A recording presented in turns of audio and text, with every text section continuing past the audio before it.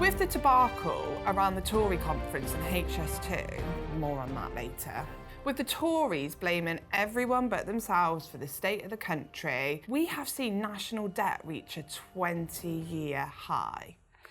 Should we be worried? All fine?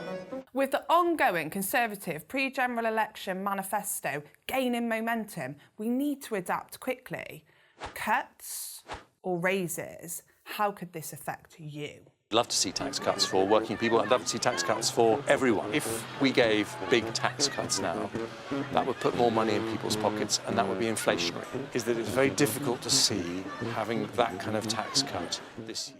Economists believe that interest rates will stay higher for longer, although it does look like inflation is moving in the right direction. This may swing back the other way depending on what Mr Hunt says next month.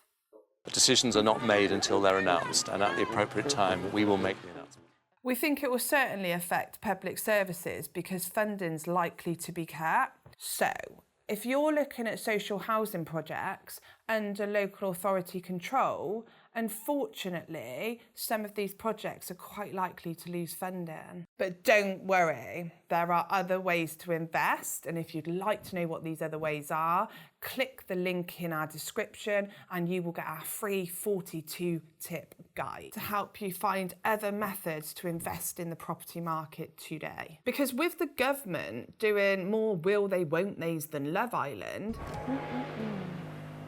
they've actually decided to remove the Manchester leg of HS2. All I can say is I'm not going to be forced into a premature decision. I am cancelling the rest of the HS2 project. And now they're planning to put more money into transport services that already exist. The front page map of the prospectus puts Manchester where Preston is.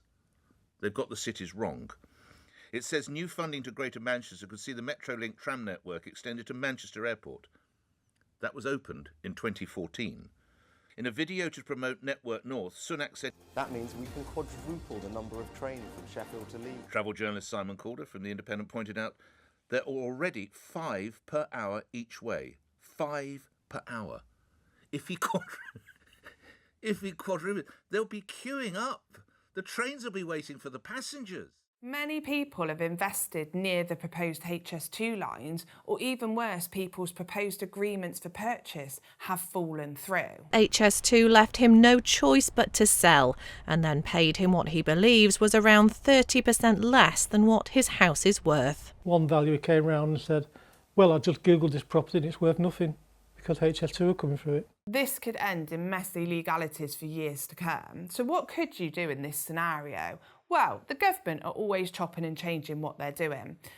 Places come up for regeneration and eventually that will happen. However, as long as you purchase your property near these proposed regeneration areas at a discount or with the view to add value, you'll always be safe. But if you overpay in these areas because you believe the regeneration is going to happen and it doesn't, that's when you cause yourself future problems. Because we already knew that the government don't always do what they say they're going to do in the proposed times. So to give us more time to prepare, I'm announcing today that we're going to ease the transition to electric vehicles.